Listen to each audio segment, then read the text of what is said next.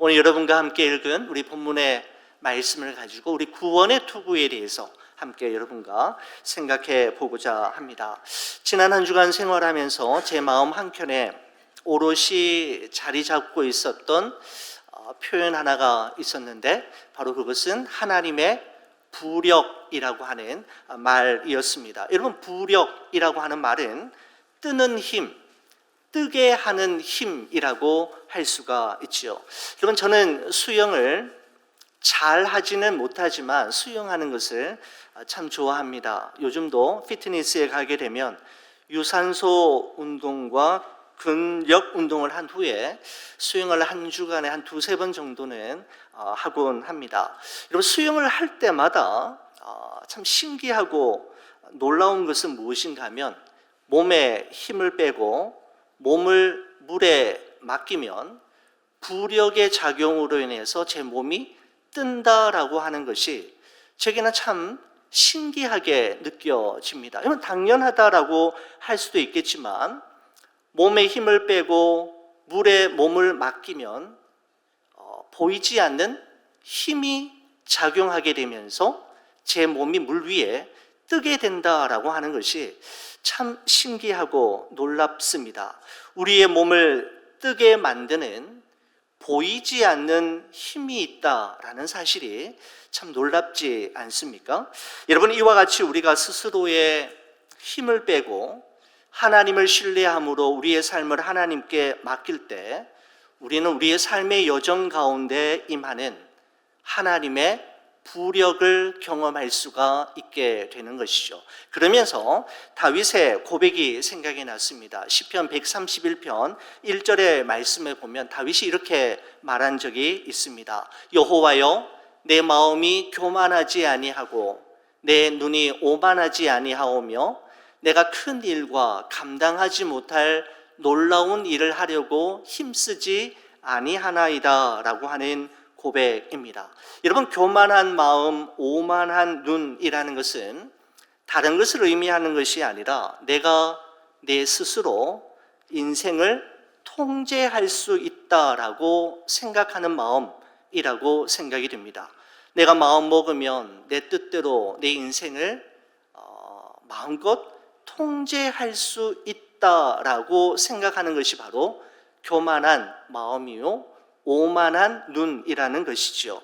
여러분, 교만한 마음과 오만한 눈을 가진 사람들이 의식적으로든 무의식적으로든 즐겨 쓰는 말이 있는데, 그것은 내가 다 해봤다, 나는 다 안다라고 하는 말입니다. 여러분, 우리 인생이 원래 그렇지 않지 않습니까? 우리 인생이라는 것이 언제나 모호할 때가 많고 불확실할 때가 훨씬 더 많은데, 하나님이 아닌 이상 내가 어떻게 다 안다라고 말할 수 있겠습니까? 마음이 교만해졌기 때문이고 생각이 오만해졌기 때문에 나오는 말이라고 할 수가 있는 것이죠. 여러분, 이런 관점에서 볼 때 세상에서 가장 치열한 영적 전쟁이 날마다 벌어지고 있는 곳은 다름 아닌 우리의 마음에서이고 우리의 생각에서이다라는 생각을 해보게 되는 것이죠.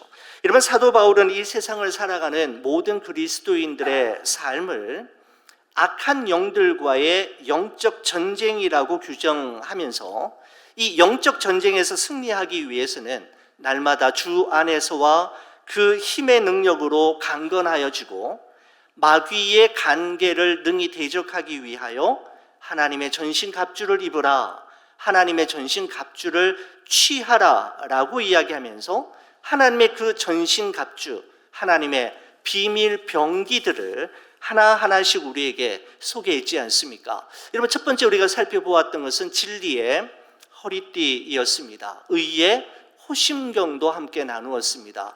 평안의 복음으로 준비한 신에 대해서도 살펴보았고요, 믿음의 방패에 대해서도 우리가 함께 나누었습니다. 여러분, 그리고 오늘은 여러분들과 함께 하나님의 다섯 번째 비밀 병기인 구원의 투구에 대해서 한번 살펴보고자 합니다.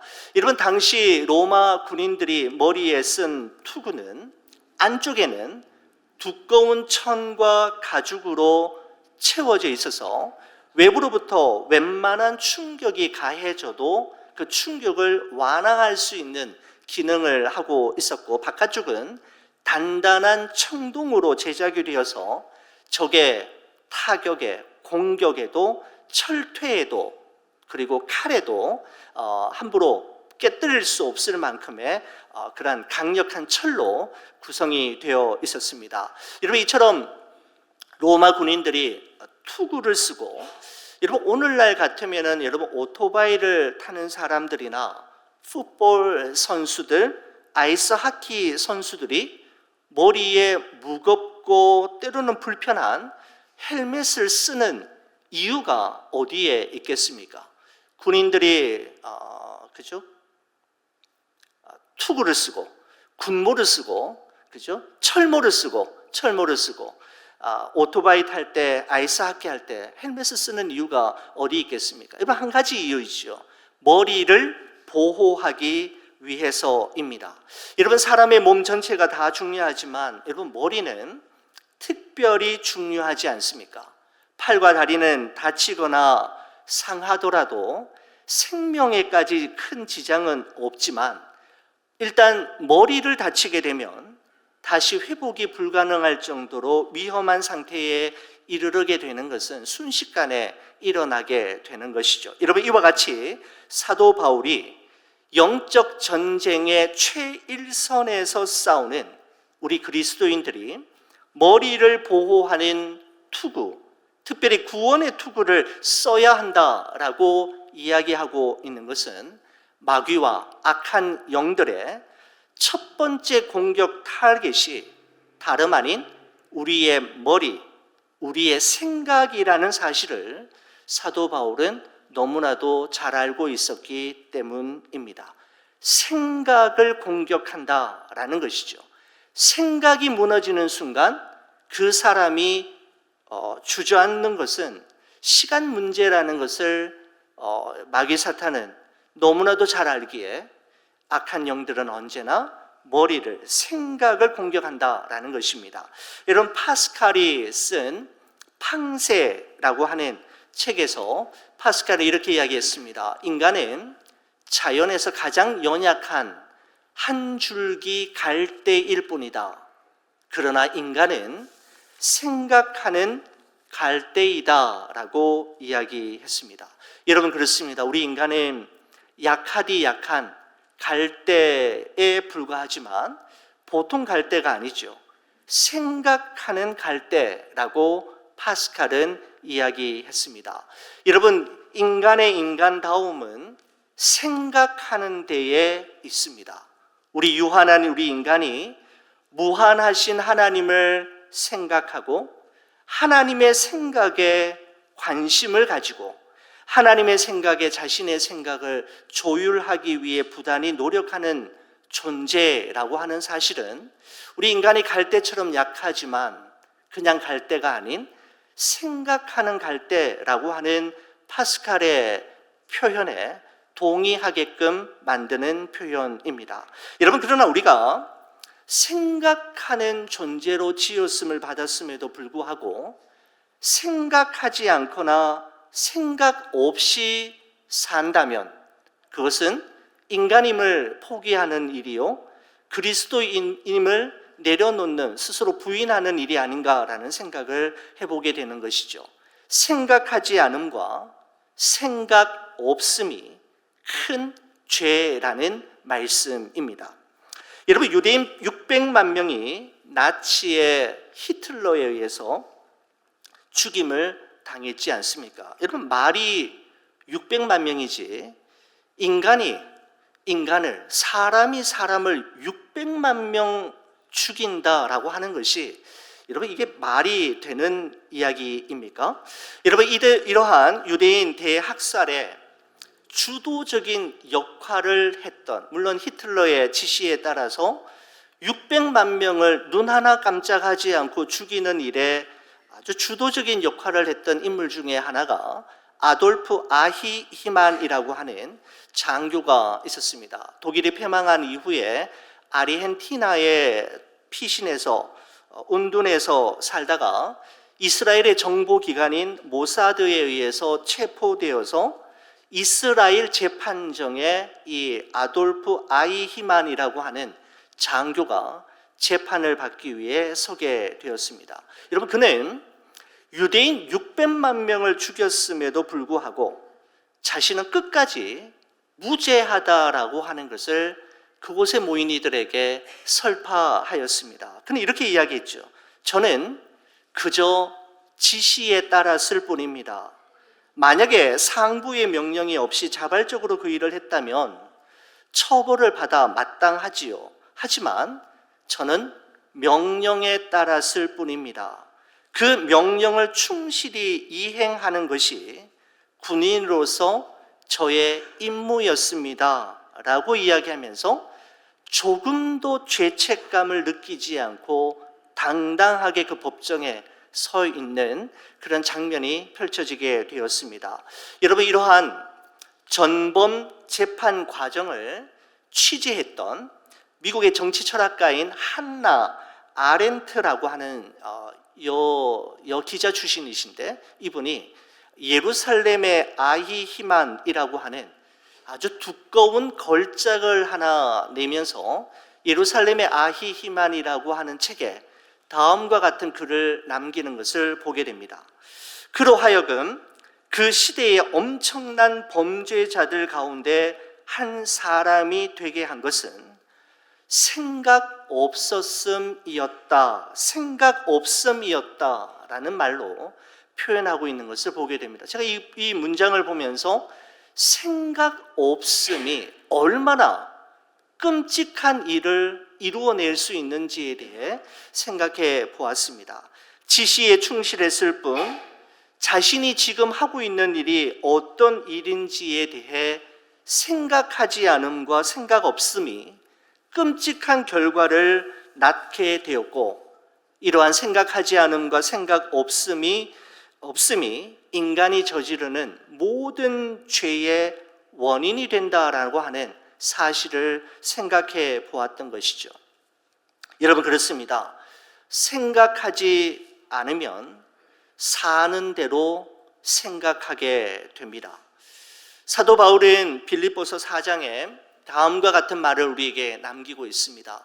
끝으로 형제들아, 무엇에든지 참되며 무엇에든지 경건하며 무엇에든지 옳으며 무엇에든지 정결하며 무엇에든지 사랑받을 만하며 무엇에든지 칭찬받을 만하며 무슨 덕이 있든지 무슨 기림이 있든지 이것들을 생각하라라고 권면하고 있습니다.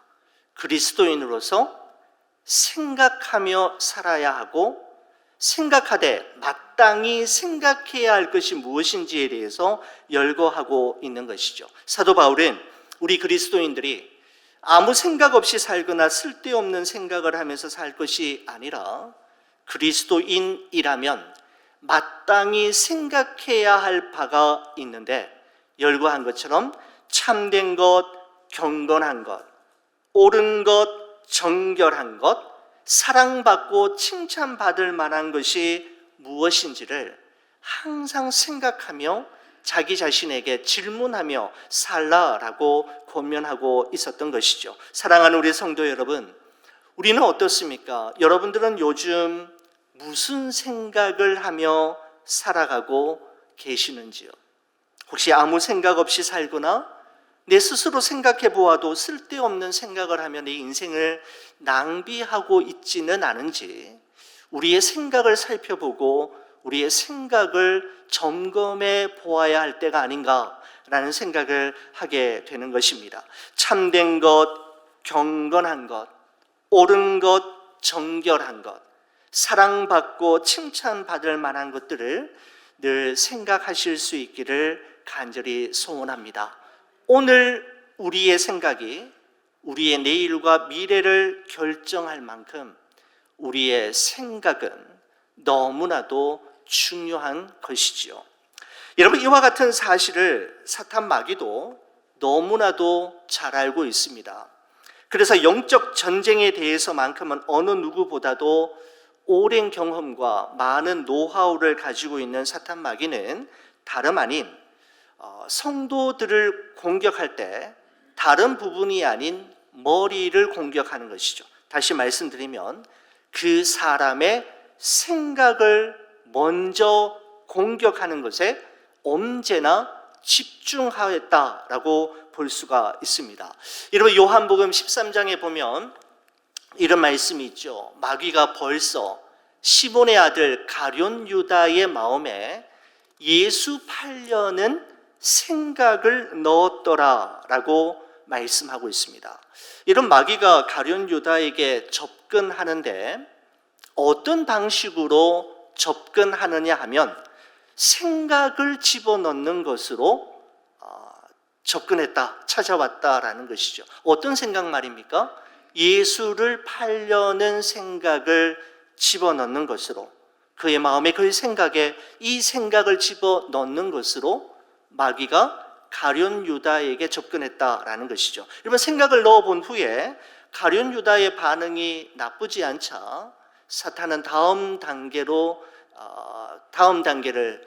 진행하는데, 조각을 받은 후 곧 사탄이 그 속에 들어간지라 라고 말씀하고 있습니다.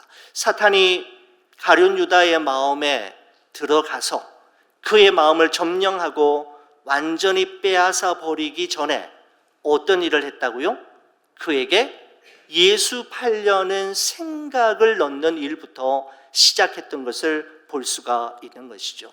생각이 무너지는 순간 가룟 유다는 예수 파는 행동을 옮기기에 주저하지 않았던 것을 볼 수가 있습니다. 여러분, 만약에 그때 가룟 유다가 구원의 투구를 쓰고 있었다면 어땠을까라는 생각을 한번 해보게 됩니다.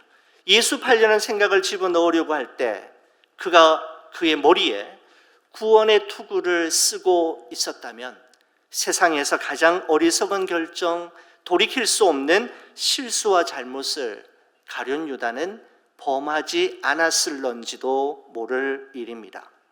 여러분, 그렇습니다. 사람은 어떤 행동을 하기 전에 먼저 마음에 생각을 품습니다. 여러분, 그리고 결정적인 순간에 그 마음에 품은 그 생각을 자신의 행동으로 옮기기 마련이지요. 마귀가 우리의 마음에 부정적인 생각, 나쁜 생각, 불건전한 생각의 씨앗을 뿌릴 때 우리가 구원의 투구를 깊이 눌러쓰고 있다면, 든든히 쓰고 있다면 그 씨앗에서 싹이 나고 자라게 되고 결국은 악한 행동의 열매를 맺지 않는 결과로 이어지게 될 것입니다. 여러분, 그래서 종교개혁가 마틴 루터가 이런 유명한 말을 했죠. 새가 머리 위로 지나가는 것을 막을 수는 없지만 머리 위에 둥지를 트는 것은 막을 수 있다라는 대단히 유명한, 우리 신학교에서 배웠던 유명한 말들 중에 하나입니다. 새가 머리 위로 지나가는 것을 막을 수는 없지만 그 사람의 머리 위에 둥지를 트는 것은 막을 수 있다. 무슨 말입니까? 우리가 이 세상을 살아가는 동안에 우리의 머릿속을 스치고 지나가는 수많은 생각들이 있지만 그 수많은 생각들이 스치고 지나가는 것을 막을 수는 없지만 그 나쁜 생각이 우리의 머릿속에 머물러서 둥지를 틀고 알을 낳고 부화하게 해서는 안 된다라고 이야기하고 있는 것입니다. 여러분, 그렇습니다. 우리의 생각을 잘 지켜내는 것이야말로 우리에게 주어진 영적 전쟁을 승리로 이끌어가는 중요한 요인이 됨을 사도 바울은 우리에게 말하고 있는 것입니다. 여러분, 이처럼 끊임없이 우리의 생각을 공격하는 마귀 사탄의 전략에 휘말리지 아니하고 우리의 생각을 끝까지 지켜내고 보호할 수 있기 위해서 사도 바울은 우리에게 구원의 투구를 쓰라라고 우리에게 권면하고 있는 것입니다. 여러분, 사도 바울은 지금까지 하나님의 전신갑주를 설명하면서 그냥 허리띠라고 하지 않고 진리의 허리띠라고 이야기했지 않습니까? 여러분, 그냥 호심경이라고 하지 않고 의의 호심경이라고 이야기했고, 또한 평안의 복음으로 준비하신 믿음의 방패라고 이야기했던 것처럼, 오늘도 오늘 이 본문의 말씀에 보니까 그냥 투구라고 이야기하지 않고 구원의 투구를 써야 된다. 아무 종류의 투구를 그냥 쓴다고 막아낼 수 있거나 지켜낼 수 있는 것이 아니라 구원의 투구, 그것이 정답임을 우리에게 분명하게 말씀하고 있는 것이죠. 여러분, 그렇다면 구원의 투구란 무엇을 의미하는 걸까요? 우리 구원의 투구는 어떻게 우리의 머리에 쓸 수 있는 걸까요? 여러분, 구원의 투구라고 하는 것은 우리 그리스도인들이 언제 어디서나 항상 기억하고 명심해야 할 생각이 있는데, 바로 그것은 나는 구원받은 하나님의 백성이다, 나는 그리스도인이다 라고 하는 영적인 자긍심과 자부심을 의미한다라고 말씀드릴 수가 있습니다. 여러분, 마귀 사탄은 우리의 마음에 끊임없이 이런 생각을 집어넣지요. 하나님이 살아계시는데 어떻게 그런 일이 너에게 있을 수 있단 말이야. 하나님이 너와 함께 하신다며, 하나님이 너를 사랑하신다며, 하나님께서 너를 보호하신다며, 그런데 어떻게 그런 일이 너에게 일어날 수 있단 말이냐 라고 하며 사탄이 우리의 생각을 공격하면 우리의 믿음이 한없이 흔들리게 되지 않습니까? 하나님이 안 계시는 것은 아닌가? 그래, 하나님은 더 이상 나를 사랑하시지 않기 때문이야 라고 하는 결론에 쉽게 이르게 되는 경우들이 여러분 얼마나 많습니까? 계속되는 시련과 어려움 속에 우리는 이런 생각을 하게 되죠. 그래, 나는 안 되는 거구나. 뭘 해도 나는 안 될 사람이구나. 나는 끝이구나. 나는 실패자야 라고 하는 생각이 물결처럼 밀물처럼 우리 속에 침투해 들어오게 될 때 구원의 투구가 필요한데, 바로 그것은 나는 하나님의 자녀이다, 나는 그리스도인이다 라고 하는 영적인 자기 확신과 영적인 자긍심과 자부심이 우리 마음속에 가득히 채워져 있어야 한다라는 것이죠. 여러분, 최근에 저에게 구원의 투구와 같은 역할을 했던 찬양이 있었습니다. 예전에도 여러분에게 소개해드렸던 찬양입니다만은 제가 개인적으로 가장 좋아하는 찬양은 주만 바라볼지라. 여러분도 많이 좋아하시잖아요. 주만 바라볼지라라고 하는 찬양과 더불어서 저에게 잊혀지지 않는 또 하나의 찬양이 생겨나게 되었는데, 손경민 목사님이 작사하고 작곡한 하나님의 부르심이라고 하는 찬양입니다. 약해질 때마다, 마음이 움츠러들 때마다, 그때마다 생각나게 하고 들려지게 하시고 또 부르게 하시는 곡인데, 여러분, 이런 가사이지 않습니까? 하나님의 부르심에는 후회하심이 없네. 내가 이 자리에 선 것도 주의 부르심이라.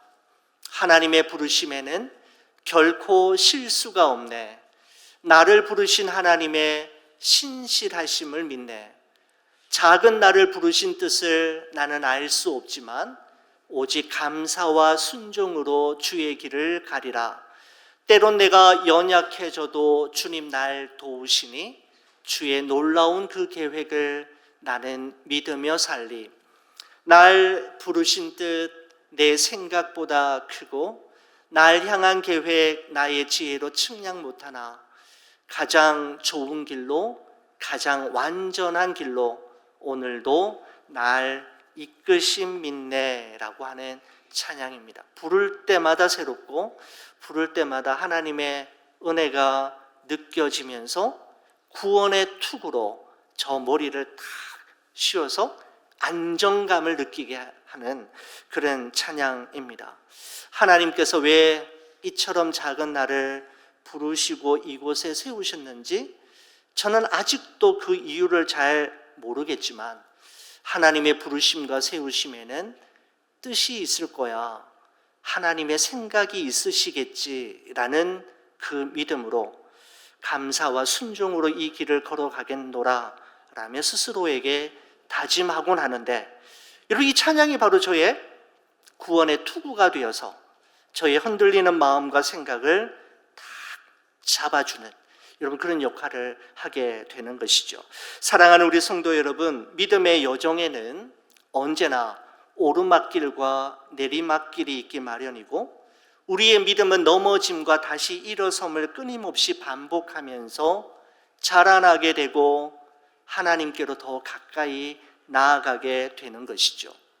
여러분, 아기가 걸음마를 배울 때 넘어지지 않고 배울 수 있겠습니까? 여러분, 수영을 배울 때 수영장에 물을 먹지 않고 수영을 배울 수 있겠습니까?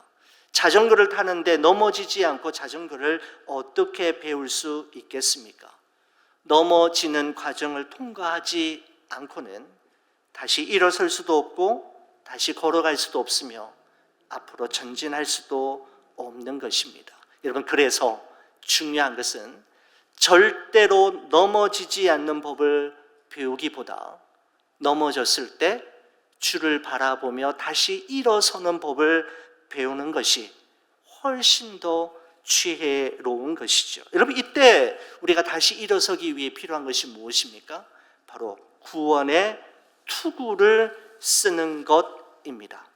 하나님께서는 때때로 말씀으로 구원의 투구를 씌워주시기도 하고, 때로는 기도하는 중에 씌워주시기도 하며, 때로는 찬양과 찬양의 가사 속에서, 때로는 소중한 분들과의 아름다운 만남 속에서 구원의 투구를 씌워주심으로 우리의 생각을 지켜주시고 우리의 발걸음을 다시 돌이키게 하시며 주를 향해 뚜벅뚜벅 걸어가게 만들어 주시는 것입니다. 사랑하는 우리 성도 여러분, 그 언젠가 하나님께서 친히 씌워주신 이 구원의 투구를 그분이 직접 우리의 머리에서 벗겨주시며 수고했다, 잘했다, 애썼다 그러며 의의 면류관, 생명의 면류관을 씌워주실 때가 있을 것입니다.